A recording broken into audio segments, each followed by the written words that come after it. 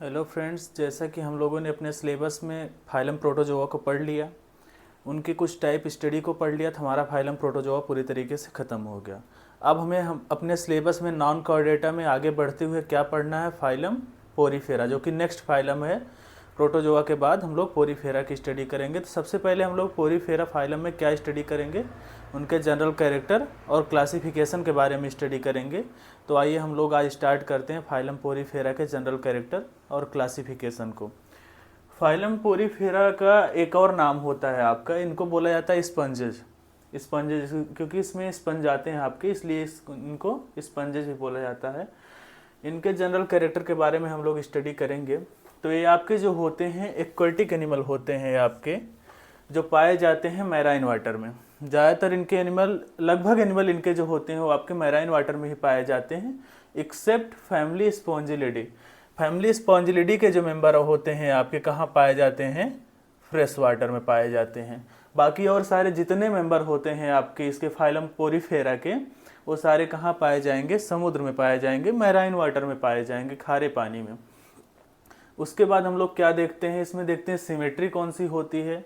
इनकी सिमेट्री जो होती है ये रेडियली होते हैं, लेकिन कब, लार्वल स्टेज में। इनमें लार्वा पाया जाता है, इनका जो लार्वल स्टेज होता है उसमें इनकी जो सिमेट्री होती है वो रेडियली होती है, रेडियल होती है।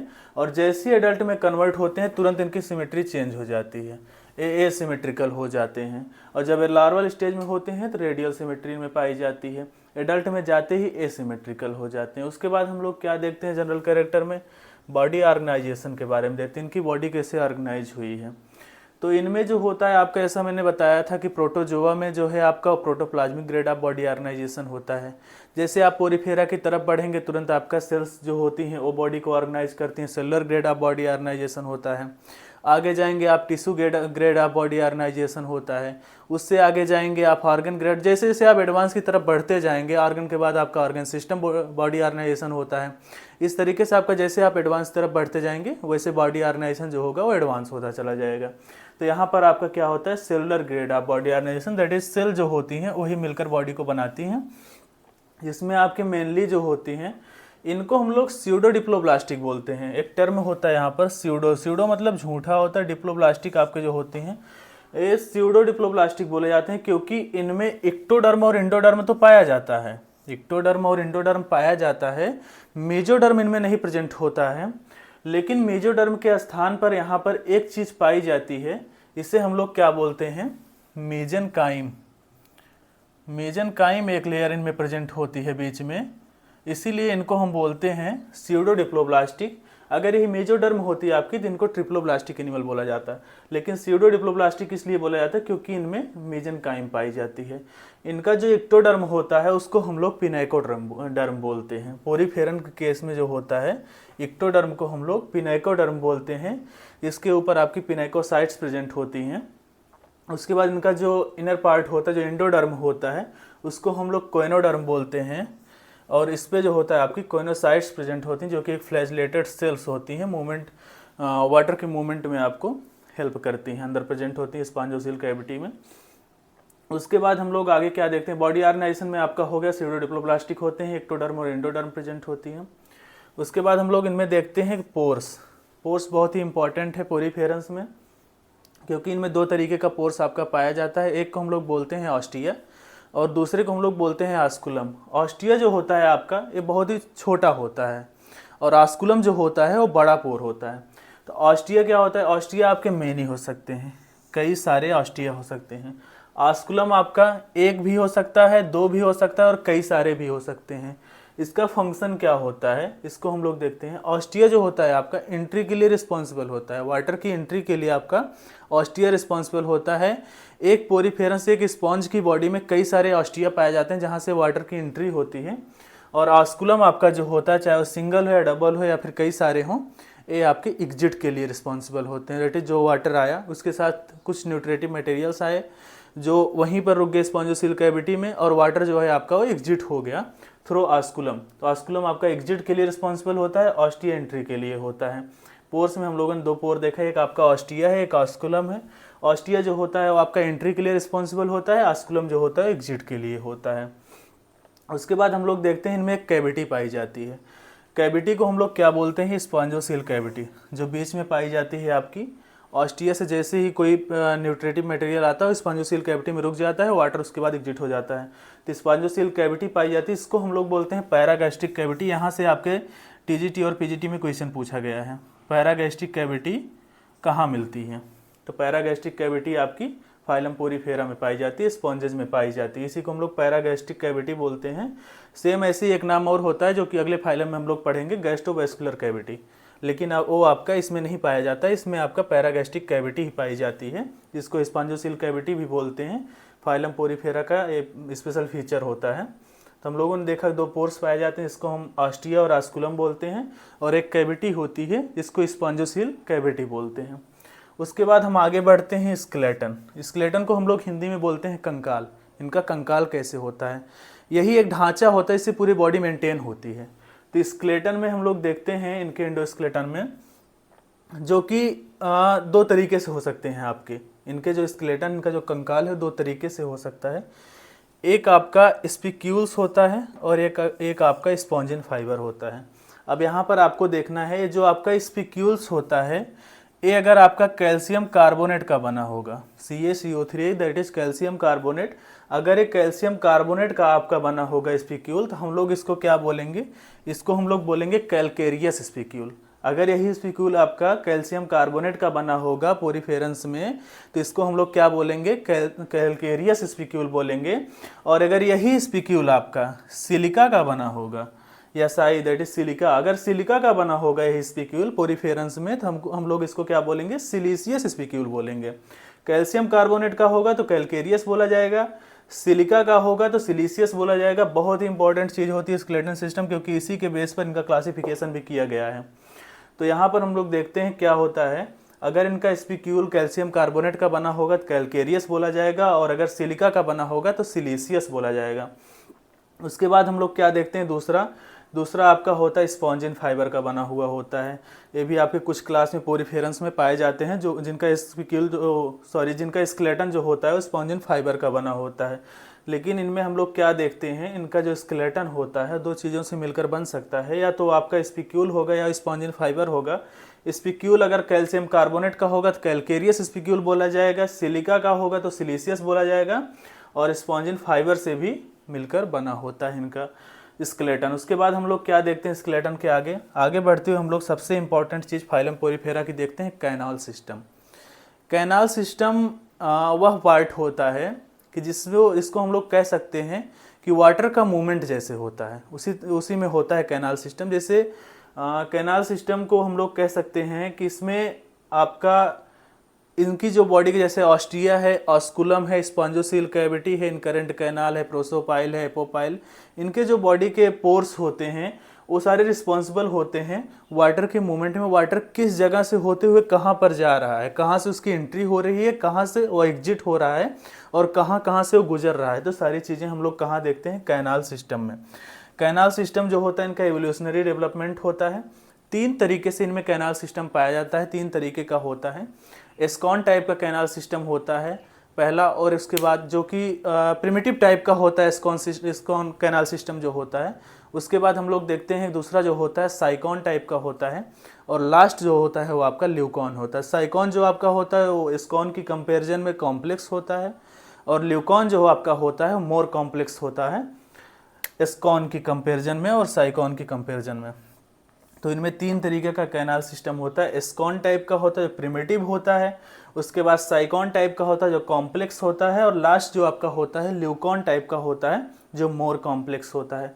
इनमें क्या होता है, जो आपका एस्कॉन टाइप का कैनाल सिस्टम होता है इसमें जो वाटर का फ्लो होता है उसमें 3 ही इन्वॉल्व होते हैं। जैसे ऑस्टिया के थ्रू उनकी एंट्री होती है, उसके बाद वाटर आपका स्पॉन्जोसील कैविटी में जाता है, वहाँ पर साइड में आपके जो कोइनोसाइट्स प्रेजेंट होती हैं वो फ्लैजलेटेड होती हैं, उसके मूवमेंट के थ्रू आपका वो ऑस्कुलम के थ्रू बाहर हो जाता है वाटर। तो ये जो आपका प्रिमिटिव टाइप का दैट इज एस्कॉन टाइप का कैनाल सिस्टम होता है, इसमें आपका क्या क्या इन्वॉल्व होता है, इसमें आपका इन्वॉल्व होता है ऑस्टिया, उसके बाद आपका इन्वॉल्व होता है इसमें स्पॉन्जोसील कैविटी, उसके बाद इन्वॉल्व होती है ऑस्कुलम। बस यही 3 में ये ख़त्म हो जाता है, इसीलिए इसको प्रिमिटिव टाइप का भी बोलते हैं।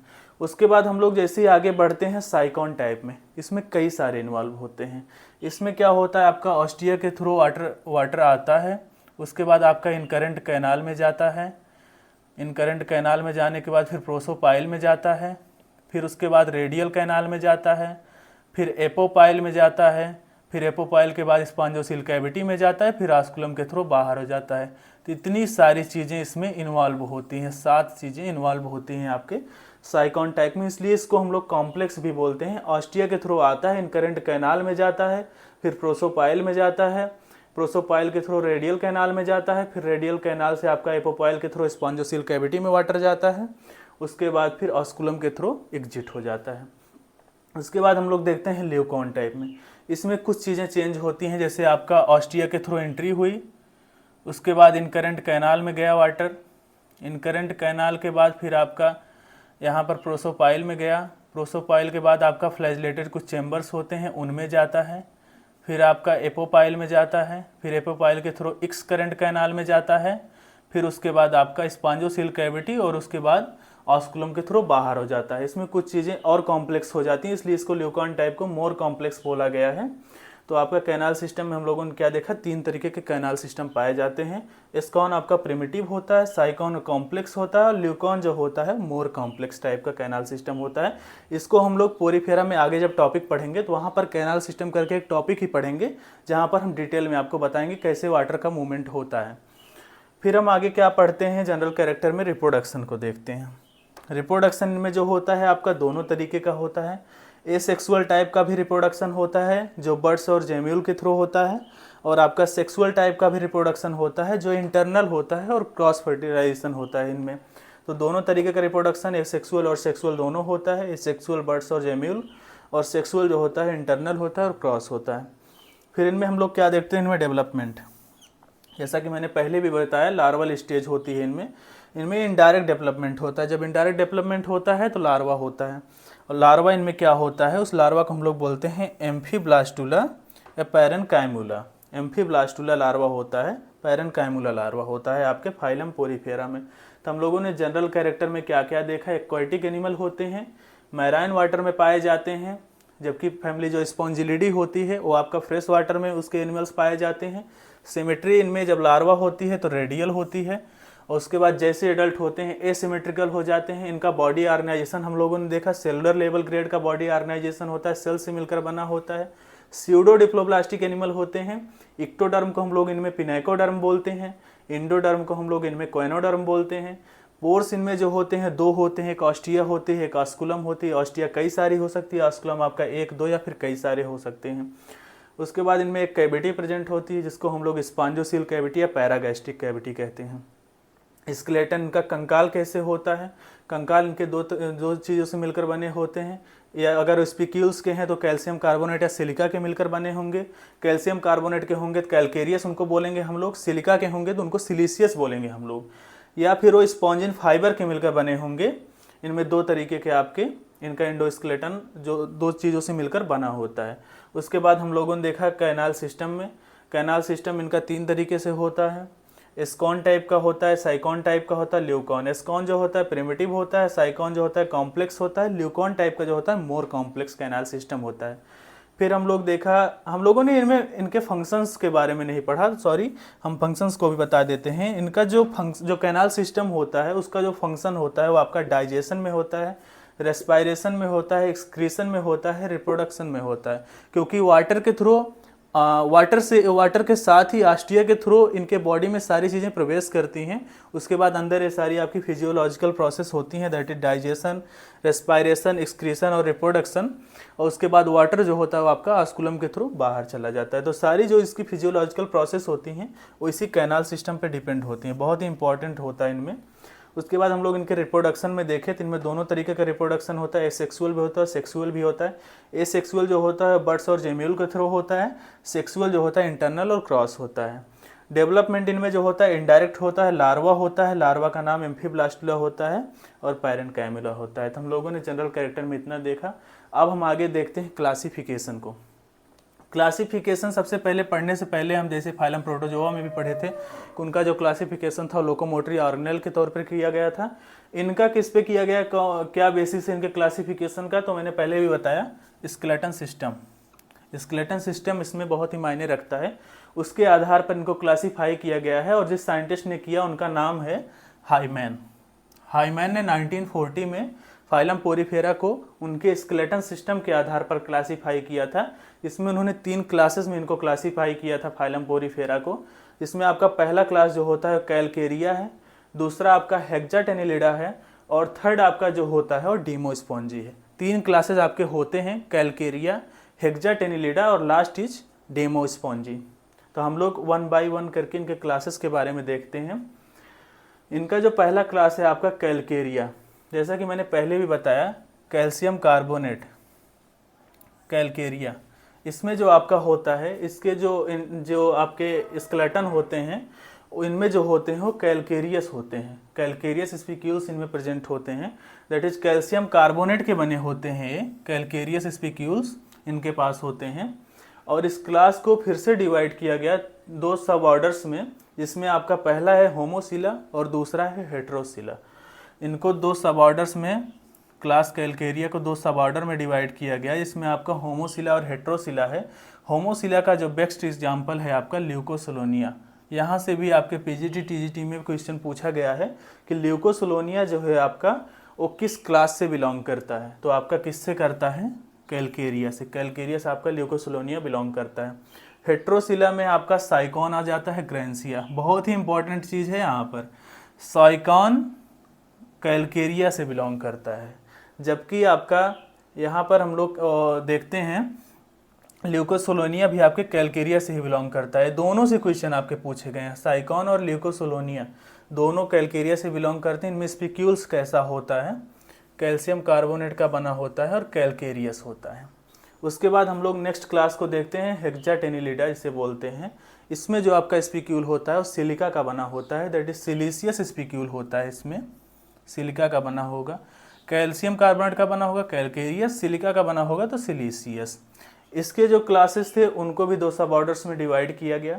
इसमें आपका हेक्सास्टेरोफोरा है और एम्फीडिस्कोफोरा है। तो हेक्सास्टेरोफोरा का जो एग्जाम्पल है आपका यूप्लैक्टेला है। यूप्लैक्टेला जो है आपका हेक्सास्टेरोफोरा का एग्जाम्पल है, जो कि क्लास हेक्साटेनिलिडा का मेंबर है। इसका जो कॉमन नेम है वो आपका वेनस फ्लावर बास्केट। और जो आपका सेकंड है सब ऑर्डर, उसका जो नाम है एम्फीडिस्कोफोरा। उसके जो एनिमल है उसका नाम है हाइलोनीमा। हाइलोनीमा जो है आपका जो पोरीफेरा है वो एम्फीडिस्कोफोरा का है, जो कि क्लास हेक्साटेनिलिडा का मेंबर है। इसका जो कॉमन नेम है ग्लास रोप स्पंज। उसके बाद हम लोग थर्ड देखते हैं, थर्ड का नाम है डीमोस्पोंजी।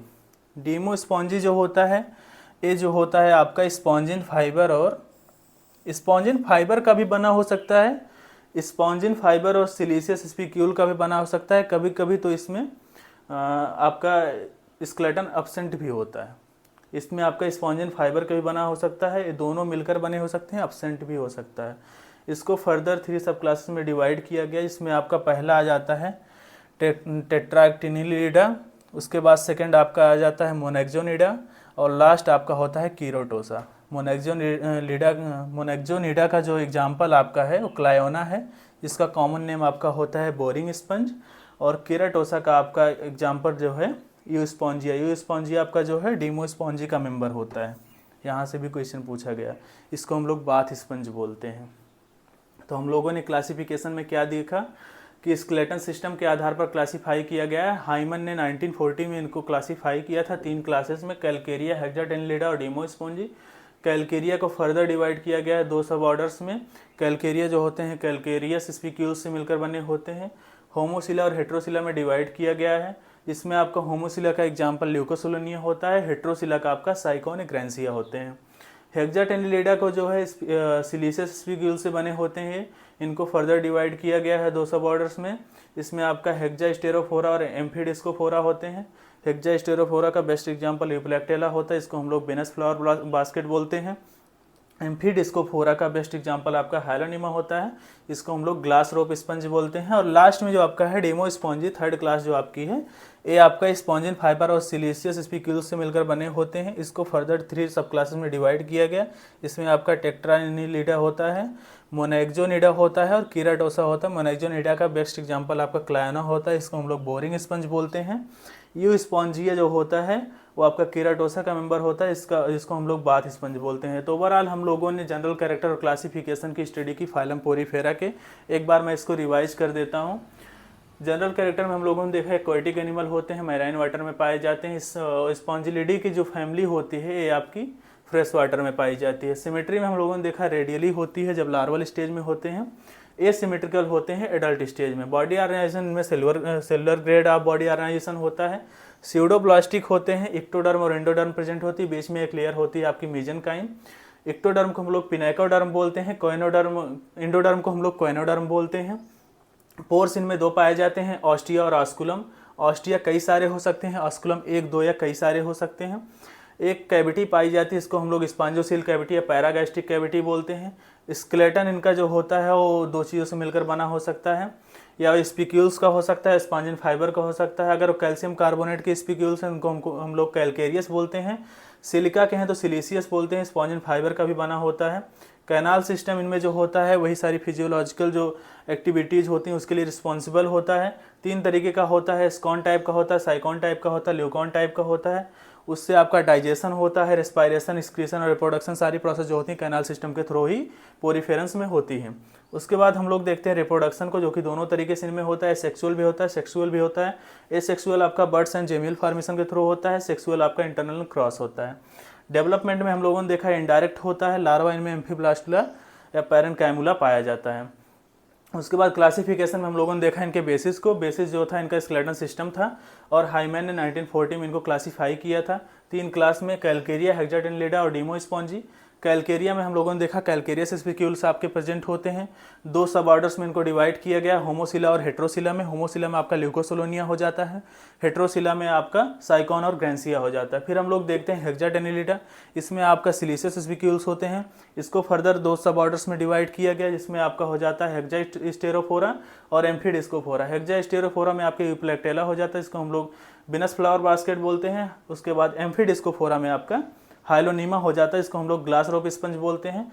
लास्ट में हम लोग थर्ड क्लास को देखे थे डेमोस्पॉन्जी, इसमें आपका स्पॉन्जिन फाइबर और सिलिशियस स्पिक्यूल प्रेजेंट होता है, सिलिका का बना हुआ स्पिक्यूल होता है स्पॉन्जिन फाइबर के साथ में।